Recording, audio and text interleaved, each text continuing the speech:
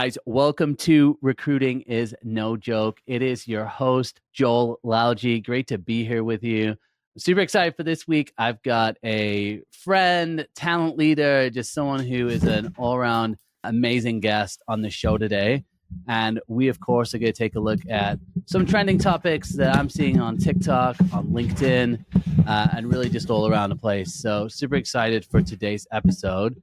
Today's guest is Marcus Sawyerr, and Marcus was former president at Adecco. For any of you guys don't know, Adecco is a massive recruitment agency. Been in a recruitment space for what, 2 decades, Marcus, would you say? Close to, yeah. Close to 2 decades. Doesn't look a day over 1 year in recruitment. But now he's actually runs and founded a talent acquisition like tech company, an AI company, that's really guided to just help individual recruiters, help recruitment companies as like the ultimate recruitment assistant. So super excited to get into today's topic. And it's great to have you here, Marcus. Yeah, excited to get going. So I obviously gave you an introduction, but anything else that you would add just in terms of like your experience and what you've done? Now's your chance right now. Well, first of all, thanks for having me, Joel. Like always good to connect and have the conversation around what's going on in the world of recruiting and innovation. I'd say one thing that you touched on, my work in the recruiting space has always been around innovation. So I was 10 years at Career Builder when we were disintermediating newspapers from advertising. And then, yeah, exactly. So that was a while ago. And then I spent my time at Adecco looking outward at the market and where all the trends were going and finding companies that we would invest in or partner with or get inspiration from to build technology. So all my work has been in the recruiting space and then also touching on inclusion as well, making sure that we do this in an inclusive way. And more recently, as you mentioned, EQ, we're focused really on helping recruiting firms save time by leveraging AI and learning how to use AI to become more efficient, more effective, and more productive ultimately. So again, thanks for having me and looking forward to the discussion. Yeah, likewise. And I think what's really cool too is you've been talking about AI for a long time. So if you Google Marcus and you'll see you did the talk about 6 years ago or 7 years ago on AI, and you can. I think AI is like kind of a newer topic for a lot of people, but for you, you've been really heavily involved in AI for a long time, which is great. Well, I know for people who have been tuning into the podcast, what I like to do is take a look at some of the trending news, and I thought we would start off with this article, which just came out on LinkedIn. So I'd be actually curious to see if you've already seen this, Marcus. But this is an article that came out today. AI wearables. So for you guys who don't know as well, Marcus and I, we're building a community for recruiters, and it's really focused around like AI in recruitment and then personal branding in recruitment, and basically just like the future of recruitment. And so we do a weekly session. We actually do twice a week sessions, one for the community and then one for just kind of general LinkedIn audience. And I believe maybe a week ago you were talking about like audio and the power of audio and like maybe some other devices outside of the cell phone as well. So, basically this article came out that was it IO1 or LIO1? I don't know if you maybe know how to pronounce it, but basically like it's like a headset that's powered by voice that's gonna have access to email. You can do searches. You could control music. So curious to kind of, do you think this is kind of like where a lot of the technology is going to go? A lot of the hardware is going to go, like just AI wearables. Is this something new? Were you aware of this? What are your thoughts? Well, I think that there are some aspects that are going to be new and some are rebranded. So as you talked about AI, we were talking about 6 years ago, and there are some elements like the core underlying technologies that have been rebranded. So if you think about it, what's the difference between that and having Siri in your AirPods, right? Like you could argue that if you can call Siri, you can get access to AI. Now, the question is how good is Siri and what can it deliver? And there's a couple of other wearables that have come out more recently, and they're trying to remove the phone. One had come out more recently. So it's like, hey, this operates on its own. Now, I'd be a little bit concerned about the computing power that you have in your ear, which is close to your brain. that is not transmitted by a phone and the radiation that you get off of that. That's like my first thought. But I do think that we're going to see more and more wearables. And I think it's what they're going to have to figure out is what is that relationship between that wearable and the mothership, whether it's the phone or the PC or the laptop, because there's going to be a place where you're going to want to see that data and visualize it and then take action on it. So I think it's great to see new innovations. As far as the innovations that people will take to the phone, again, is just like the smartphone in particular is something that, I don't know if you remember this, when they first came out, a lot of the phones were huge. They were massive phones. Like my uncle used to have this phone. He used to work for a company called BT, British Telecoms. Yeah, yeah. And when he worked for BT, he'd have this phone. Do you remember like Penelope Cruz had a phone in her car in a Mercedes? But he had this phone you could take out and you could lift it and you'd have it around your shoulder. And I remember him coming to my grandma's house like with this thing and he'd put it in the middle of the floor. It's like a phone box, right? And it was huge. But I was like, oh my God, this is crazy. This is amazing. Then Penelope Cruz got one in her car when you'd watch the cartoons, right? And then you'd see it. And then later on, the phones, then you had these bigger ones that were called the bricks. And then do you remember the phones went really small down to like Baby Ericsson? Yeah. Okay. Yeah. I mean, and I remember even like the razors. Do you remember how thin those were? Yeah, and then when Matrix came out, there was the Matrix Banana by Nokia. You press the button and go, and it would come down. Yeah, and so then the phone started getting bigger again. When the iPhone came out, it was a little bit bigger, but then you lost the buttons, so you had this touch screen. And then so these are all like evolutions, and then obviously then the iPhone, then you saw Fitbit, you then started to see Apple Watch as well, which is a wearable. I think it's about what's going to feel natural for people. If it feels natural and it feels right, people will do it. But I do think there's probably a lot of concerns around like having a device like in close to your ear that's a computer. Well, right? I'd even heard with like that, like even the AirPods, like the signals, or however it's working, can like it does have like neurological side effects. At least that's what people are like. That's what people are saying, right? You know, which. So I've even heard of that, but I didn't even think about like if you actually had like that it was a device that was powered separately. So do you think there's those same concerns with like the what's it, the Apple Vision Pro? Yeah, the Vision Pro. No, so have you seen I've tried them. People wearing those? Have you seen a lot of people wearing those in San Francisco?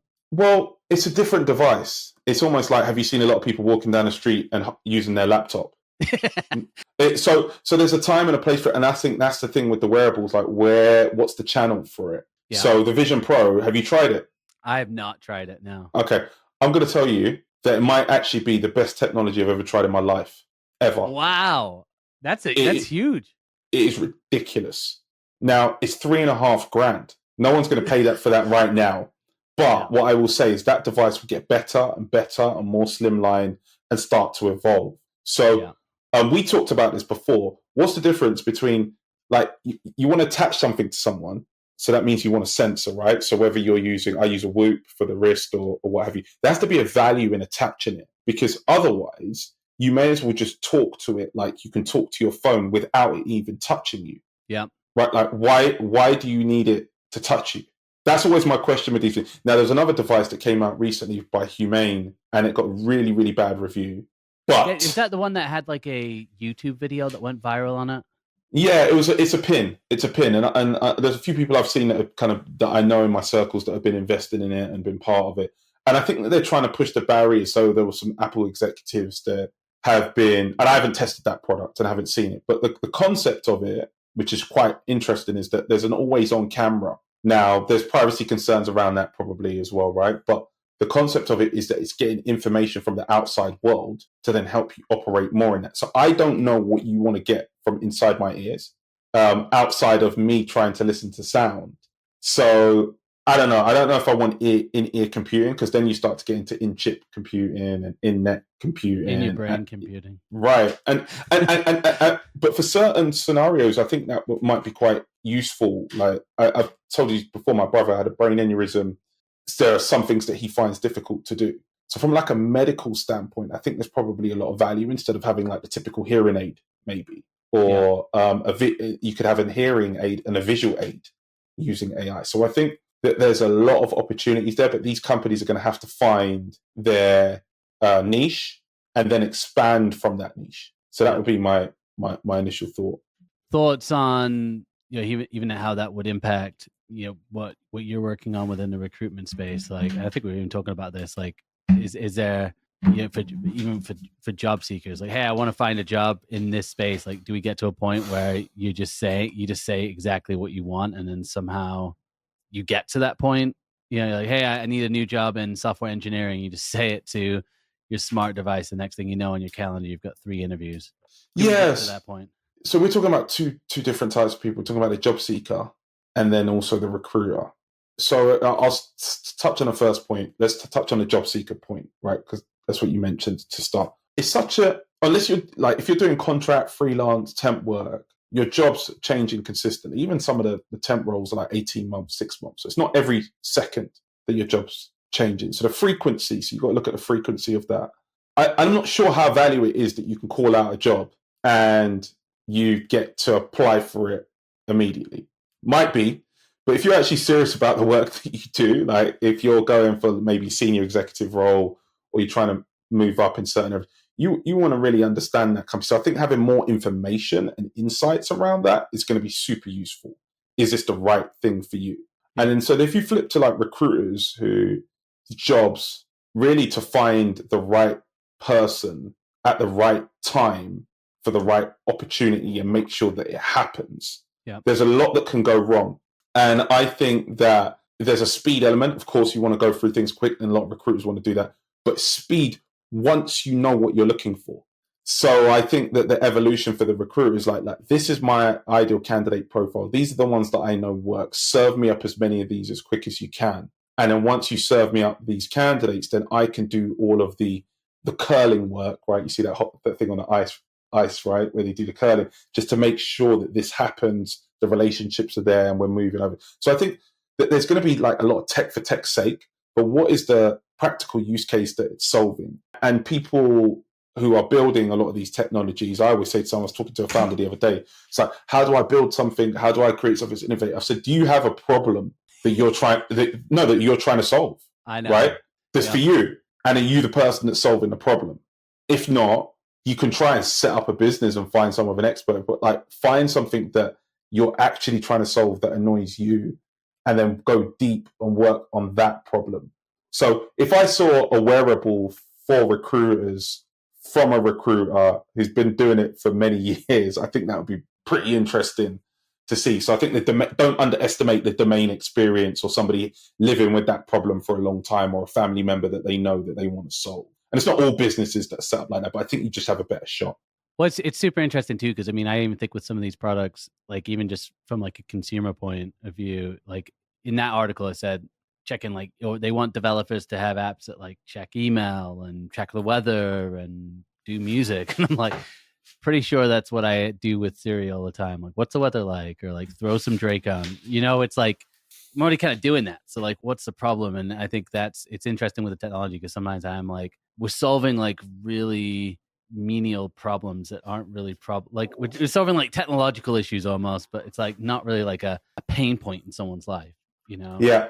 And the one thing that I would say not to underestimate is that these technologies that we're seeing now will evolve into something else. So you'll have some bright spot that's seen this, is watching it, and thinking, that was actually the final piece that I needed of the puzzle to complete something that might solve a bigger problem. And I think that's also the value of innovation, which is the inspiration. Because how can you use that for maybe something that might be a better use, like the medical example, right? Might be a better use case. So I think trying to find the right use cases is key, but people who are looking at the problems and actually spending time with the problems are usually closer to what the use cases actually are, if they're living with the problems themselves, because they know what's wrong with it.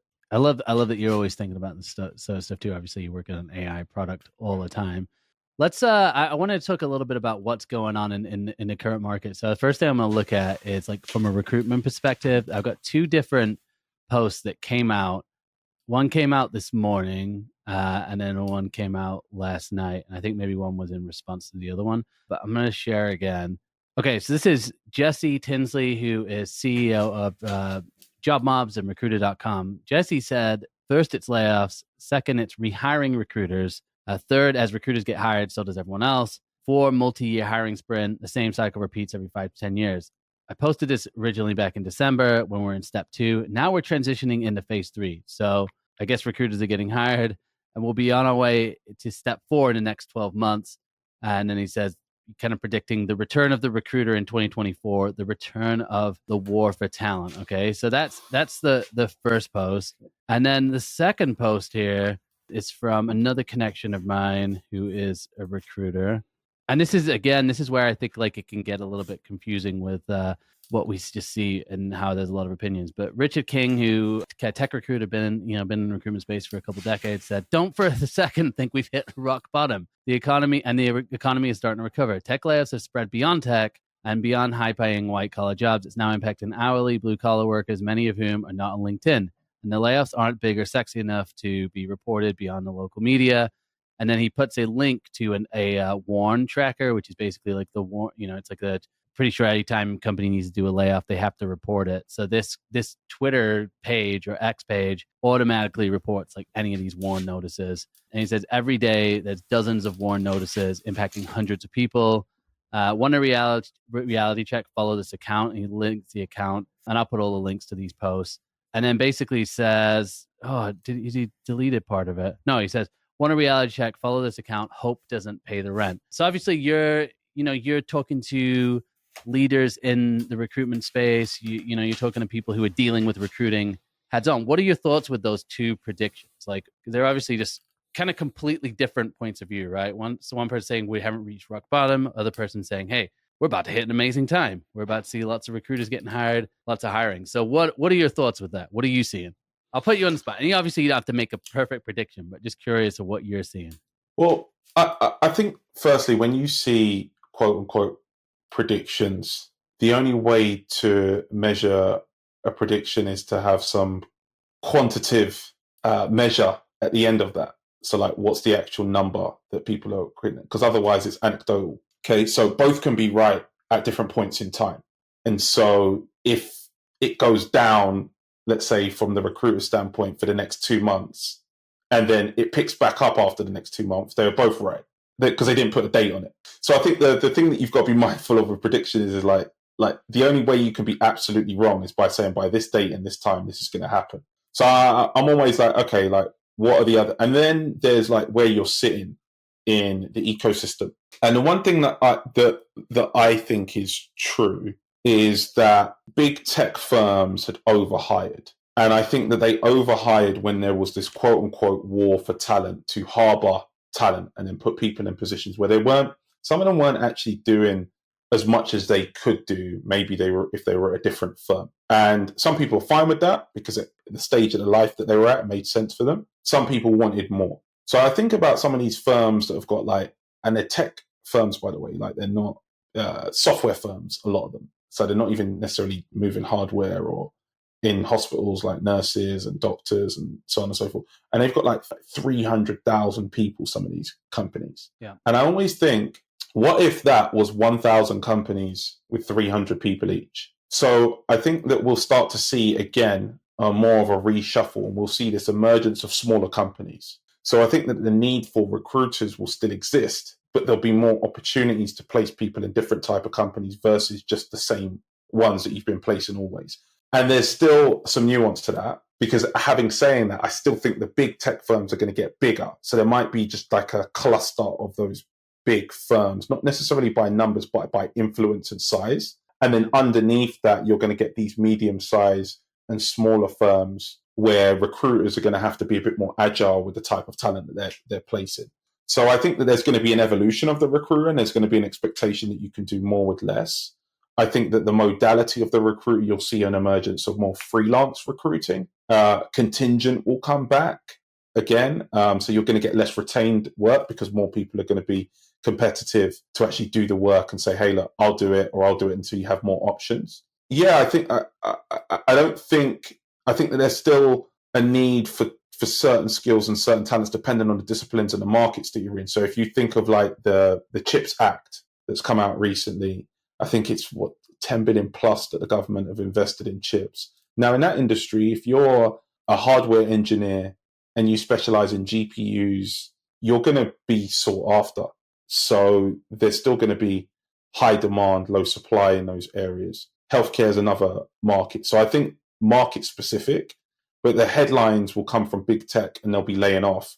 But when they get laid off, some of those people will have enough money to either start a company themselves, or they'll have enough money to spend time on the sidelines for a little bit and then figure out what they do next. So yeah, it's going to really depend on the market. And I just don't think there's like an absolute truth, because the unemployment rate, I think, is still at 3.5%. Yeah, I mean, the jobs that were added were, over 300,000 last month. Which, like, it's like I dig into those numbers sometimes, and like a lot of those were government jobs. Well, let's pause on that. Let's pause on that, because that speaks to the climate that we're in now. So geopolitics and wars going on, wars starting, and the government starting to beef up. Yeah. Right. So a lot, and if you actually backtrack and you look at some of the big tech firms, like you can even look at, there's I don't know if you saw it recently, that the 28 employees for Google got fired recently because of the standoff based on the war that was going on. So they've got a government contract, Google, 1.2 billion. It's not all of their worth, but Tesla initially were funded by the government. You can follow the money by seeing where the government is spending, right? So where is the government what has the government decided to put resources in? It's at the moment. Like Lockheed Martin, they did really, really well. They just had a great, I think Richard, again, he reported that his next post was about Lockheed Martin doing really, really well. So that obviously they do a ton of government contracts. Yeah, exactly. So defense, right? You're going to see more in aerospace, healthcare, climate change. So the money doesn't evaporate. And as we know this, it's like the first law of thermodynamics. Energy is not created or destroyed, it's merely transferred. So the money is moving, but the equilibrium is a little bit out of balance. Like, where is it going? Because it doesn't just disappear. Right? So that, I think that's a bigger question and as researchers, recruiters, a lot of the savvy ones will be looking and seeing, where's that going? What's happening next? What's happening, the move after the move? Which I think, obviously over the last 3 or 4 years prior to maybe 18 months ago, there was a lot of money in tech and a ton of money in tech recruiting. And that's why everybody's focus was. And so now there still is a lot of money in tech. There's so much money in tech, and they're making a ton of profit. But what they're now doing is trying to balance that with the operations of efficiency to become more profitable. Yeah, they're not doing what you said at the beginning, which was like pipelining that talent and like hoarding onto the talent almost like that. They're not doing that as much anymore. I think that these companies are trying to get to fighting weight, right? And if there's any quote unquote what they perceive as leakage, then they're going to start to cut it. Now, the problem with doing that in this context is you're not just cutting fat, you're cutting people, right? Yeah. Look, I think those that are in tech firms, good chance, if they're on LinkedIn, they're in tech firms, and some people have had it tough, right? But they've probably got a little bit of money saved and they'll figure out what's next. I think it gets a lot more challenging when you've got some of the mid or entry level positions where and this is the majority of the US, like you're one paycheck away from not being able to pay either your rent or your mortgage. Now, that's not happening right now in big tech. Those people are actually the ones that are driving the economy at the moment. So I think that's when it really starts to evolve and change. So it's still very nuanced, right? Depending on where you're sitting. Well, kind of transitioning, I want to take a look at someone who's actually on the job search, and we're seeing more and more of these videos as well. So this is from TikTok, and this is Vanna Liddell, and I'm just gonna play this and then get your thoughts on this, guys. So it's kind of what we're talking about, right? In terms of depends what position you're in, what you're looking for. Never in my life had this much trouble finding a job. Like, the job market is trash. And like, I'm not the type to like get on here and cry, but I was just sitting like thinking, and I was just like, why is it so hard? Like, I've never had this much trouble finding a job.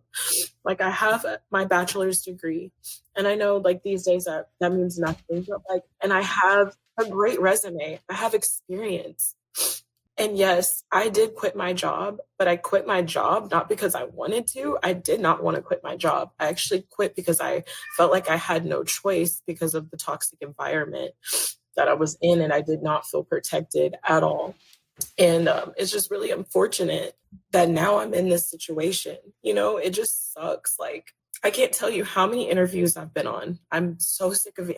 So obviously, I think this is I think where like we almost forget, because I forget it all the time in recruitment, right? We're not dealing with, and I've even posted about this on LinkedIn. Like, we're not just dealing with like applicants, right? It's like there's a human experience in there. It's kind of like what you were talking about with when you do layoffs. Like, it's a business component, but it's like humans we're dealing with, right? And I'm not even going to go through what the comments were on that video, because anytime someone posts a video like that, a lot of the comments are usually like, oh, well, there's hundreds of jobs out there.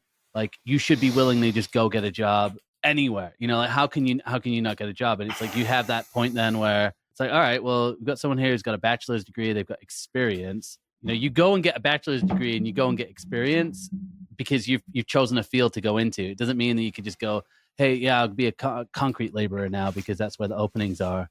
Thoughts on like that experience in the job market? Because obviously we're saying like there are still people hiring. Like, what would your advice be to someone who's on a tough job search like that? What would your thoughts be in just terms of like how you navigate a modern day job search with everything online and just seemingly a lot of people applying to jobs, those types of things? Yeah, look, everybody's experience is slightly different, right? And that's one example as far as like the circumstances and what you have to deal with at home, what you're responsible for, how much time you have, how much runway you have, right? So it depends on where you are in that cycle. But what I would say is that, and this is less about the job search, because, and I always say this to people, it's like, build your network when you don't need it, right? Now, a big part of what people forget, I think, is when they're at work, they're doing the work, but they're not necessarily building a brand or a network while you have it or while you can, and why people want to come to you. And I think that serves a big safety net for anybody that is potentially looking for a job, which is to get access by referral. And this network is building it with recruiters, people that have reached out to you. I don't know that scenario, but I'm sure there are people that have received requests from recruiters and aired them off and not spoke to them when they didn't need it, and then now they kind of need that part, like they need access to opportunities, real opportunities. So I would say build that network. That's one thing that you can do. I think the other thing that you can start to do, depending on your circumstances, is like, the one thing that's amazing about the United States economy is that if you have a product and you have value and you can create something, people will buy it. So this is also a time, like, if you have the opportunity to look at building something yourself. And I was talking to someone the other day, and it's like, build your, like, whatever you're interested in that you can add value to, build a set of information around that, which might look like a blog, it might look like a podcast, it might look like something that people can come to you. So I think one of the ways that, like, instead of going outbound, and this is a good example of that, right? She's put something out in the world, and now people will come inbound to her because she said how she's feeling in the situation. There's going to be loads of people like that. So I don't look at that and say you shouldn't do it, right? If you're in that situation, that's maybe something that you want to do. But you can also do that. And I saw somebody else that done an amazing video, amazing. She was a graphic designer. I saw this one, yeah. Yeah, and she just put together like the best graphic designing video, right? And it's like, I was looking at it, I'm sure other people are reaching out to. So how do you create that situation? You're connected to your network all the time, and you make it easy for people to find you. And you talk about this all the time with personal branding. So if you built this personal brand and you're known for one or two things, and it's like, yeah, okay, we can do the extremes of like going from having your bachelor's in marketing to being a concrete laborer. It's not that. It's everything in between. Maybe having your bachelor's in marketing and you want a director of marketing job, but that's not available. But are you set up to maybe freelance as a social media manager? What's maybe the step back that you could take to go forward? So I think in the job search, think about the steps back that you could take to go forward, and think about the next one as a learning experience that could also pay you along the way. And I know a lot of people that have done that, where they've said, okay, cool, I'm going to take a pay cut for the next job because I know the one after is going to be where I'm at. It's not about the move you make now. It's like the 2 or 3. And if you're not in that situation where you can do that, look at the thing that's the most highest paid for you and take that so you can take care of yourself. And then once you can then take care of yourself, your health, your life, then you can then start to move forward and become a little bit more selective, should I say. But yeah, it's not easy to look for a job, which is why I always suggest to people, if you can set something up on the side or you've got a revenue stream that can come in, I think that that's a really good path to go by. And then just stay plugged in with friends and family that are doing things and offer to help them. And then as you offer to help them, when you maybe transition, there's like a smooth transition. I had somebody on the team who lost their job 2 weeks ago. I messaged them 3 weeks before and said, do you have any extra time? I said, no, I'm slammed. I was like, okay, cool. 2 weeks later, they messaged me and said, I'm pretty open. So what happened? On text, I got fired. Cool. Let's talk tomorrow. Onboarded them, started working with them. But we were just kind of like having conversation around things that are going on in the world. So I think staying plugged with that, and that's where you need your network, you need your community, host things that you're interested in, build that group of people around you. 100%. Look, and I think we obviously talk about this a lot in the community that we're building together. Like, and we've been talking about it a lot more. Like, go out there and actually meet people. And I've been talking about this a lot more. Like, I think we're at an interesting conversion of technology and AI, particularly when it comes to like the job search and recruitment. Like right now, you got small recruitment teams. You've got a lot of job openings. You've got a lot of people applying to those jobs. At least those like white collar jobs that a lot of people want, right? And then it's almost like there's just so many applicants. How do you stand out? Well, you stand out by knowing somebody and building those relationships. And so I think, while you have a job, you've got to be building those relationships. But also, if you don't have a job, you have time then. And so it's like, are you going to those Discord channels, those Slack channels within your industry? Are you joining EQ Connect, right? Like, are you joining our community if you're a recruiter to get to know other recruiters? Because we just had someone in our community that you actually found them some work, right? Some work within the business. And it was like, they're in the community, you're building that relationship, you have a need, they're in the community. And it's like, so you have that. And then you also have just going in person, like going to local network. Like I'm going to a networking event in about half an hour. It's in Milwaukee. It's in person. It's with other recruiters. Now I'm going to go there and I'm going to make real life connections with, 5 to 7 people. And it's like, we've kind of lost sight of, I think we've even lost sight of that. And I think what can be easy now is like, because I talk to a lot of job seekers where they're like, well, I applied to 800 jobs. And I was like, okay, well, I get that, but that's not your only method for building those relationships and fostering them as well. Yeah. If anything, I would say now it's I think it's almost become unusual for people to even go to events now. That's not the kind of the norm, but it's almost like what you have to do, right? Well, this is what I'll say. 2 things on that is one is build your personal brand that you talk about all the time so people can find you. Even with what we do with EQ Buddy, like we make it easy for recruiters to find people online. Okay, so if you've got a presence and you've got stuff that you're doing and stuff you've shared, we make it really easy for recruiters to find you on sites that are not traditional recruiting sites. So that's one thing. If you have a presence and you're known for something, the second thing is you're showing your work, right? Like the action. Show your work, right? So you're saying that you're good at this, and you're saying you're good. Show it, right? Yeah. Evidence, clear, right? So you've got that evidence there. Now you've got something to share. So when someone asks you, "Oh, I'm interested in your graphic design or your video or your marketing," so here are 5 things that I've done. So you've got that on tap, ready to go. The other thing is what you said, and that's a really, really important point. I'm not even sure that you realize how important it is. It's like, because networking is becoming something that people are not necessarily doing as much, you're more valuable in a networking space. So if you take your skills, this supply and demand dynamics, you need to take your skills into a place where there are less of your skills. So I always tell people that are looking to get into tech, don't go to a tech company. Do not.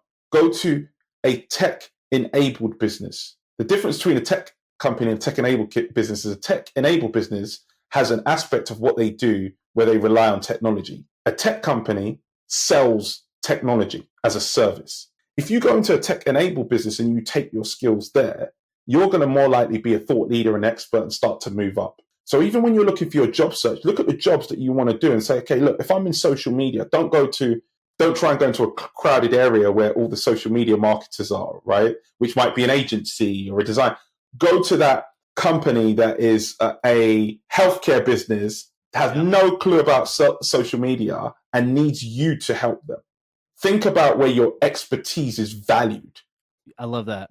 Which I don't like. Look, I think it's really easy to get caught into almost like the dream job scenarios, right? And I think it's kind of one of the illusions even on social media. Like you see the get ready with me, I'm at Meta, and it's like, oh, hit the elevator, and then I'm going to get sushi, and then I'm going to look at a nice view, and I haven't done any work. And you can get that job, right? And look, my little sister, I've got 3 little sisters. One of them is a premium university, and she's there, working class, complete scholarship. Other one is working for a big tech firm, and has got a senior role. She's doing a lot of work. Let me just tell you that from the conversations I've had. I mean, she has not got time to video stuff. She's not even allowed to video stuff. Right? So I know she's probably going to be there for a long time because she's like, I can't even talk to you about this stuff because it's so secret because I'm doing this, and this. And I think that just having an awareness of where you are in those organizations is key. It's like if you've got 300,000 people and you're a big tech firm, does it make sense to be part of that company or be part of maybe a smaller size company that's trying to evolve into that ecosystem? Maybe they say startups are risky. Nowadays, I'm telling you, startups are more stable. There's nothing. I honestly think that job stability nowadays is somewhat of a myth because just how technology is evolving. I can't imagine that the jobs we're doing today are going to resemble what the jobs people are doing in 5 years, right? And so it's like the whole idea of stability is in some ways that maybe that was true 25, 30 years ago, 50 years ago. I just don't see that even being a thing. And then you look at 10 years as well. It's like just because you get a job doesn't mean that's going to be. Sometimes we view things like, oh, this next job I'm going to be working at for the rest of my life. And it's like you said, have that plan. Does this get me to that next step that I need to get? Can I see that? And then while you're along the way, what value? It's like, what is the value that I'm actually bringing? And I think this is when you're writing your resume, when you're in interviews, when you're in conversations with people, do you know what value you're actually bringing? And I think it's like introspective. You got to understand yourself. You got to know what value you're bringing. But if you can't do that, I think you got to start asking yourself that question. Not like what job can I do, but like you said, what's that value I'm bringing? And the way to do that, so there's 2 things I want to say. I'll go back to that startups and stability thing, because the reason I think startups can be more stable is if you take a circle and you put it to a quadrant, right?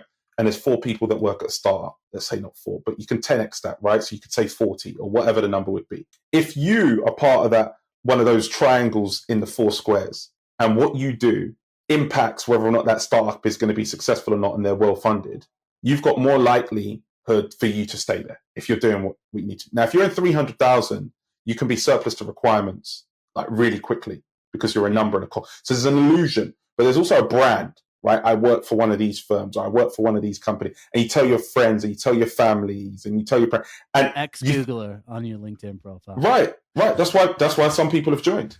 Yeah. And that gets found out over, and there's nothing wrong with that because there's an aspiration to do that. But be the ex-Googler that ran this business in Google, like aspire to be the top in that area, in that environment. I always say, if you're not growing, you're dying. And then there are some scenarios, right, like because you get atrophy and things start to deteriorate and they go downhill if you're not on a growth trajectory. So you don't have to be necessarily in a growth trajectory of a company. It's great if you're in a growth trajectory of a company and you're in a personal growth trajectory. That's fantastic. But always have a personal growth trajectory, even if the company's not growing, right? Like, where do you want to go? And why are you doing this? And if you're not into your career so much and it's more about family life, and do the growth in order to get there so you can spend more time with your family. Yeah, I love that. So it's like, it's, and I was thinking about something else I was going to say, because the other last final thing I was going to say on this was a simple way to find out where you are valued is simple economics. You've got to look at supply and demand. So let's take nurses, for instance. I can tell you now, if you're a qualified nurse, and there's some time to go through that, right? But there's 60 million global nurse jobs, and there's only 28 million nurses. That's not changing anytime soon. AI is not coming to kind of take and replace it. Now, let's go on a different kind of level. We might look at whether it's data science or what you've done your degree in. Maybe it's lawyers in a certain area. You want to say, okay, there's 100 jobs in this area, but there's only 50 people that can do it. Those are the jobs you want to go after, not the jobs where everyone can do it, because then you're not going to be valued. That's huge. Yeah, it's funny you said that. I was at on a call with like a group of vets, like veterinarians. Said that when they graduate, there's 30 openings per graduate. So like they like, you know, all these companies are fighting over these grads to get jobs. Nursing, it's a similar thing. I've also seen this, and I've seen this multiple times now. There's a big push with Gen Z to kind of go back into the trades, like things like plumbing and electricians, because there's a lot of demand for that, and those jobs pay. They actually, you know, they pay really well, especially if you're becoming a business owner, like you own a plumbing company, you can make a lot of money. And so it's interesting, you know, it's interesting as trends. But I know we've both got to head out. We've both got to go. So where can people find you? What's the best place for people to connect with you, Marcus? Yeah, so best place, you can just find Marcus Sawyerr. If you just Google me, you'll find me on all different platforms. EQ.app, LinkedIn, it's easy as well. Yeah, so LinkedIn mainly and EQ. Those are the two places that I hang out. Well, thanks for chatting with me. I know this was last minute as well, but it's been cool just to hear your insights. And guys, I will put all of those links to Marcus's profile in the show notes so you can go connect with him. And we will be back in a week or so with another episode here. So Marcus, thanks so much again. Great hanging out with you. And hopefully we'll see each other very soon, probably in the next couple of days here. Yeah, sounds good, Joe. Thanks for having me. Really appreciate it.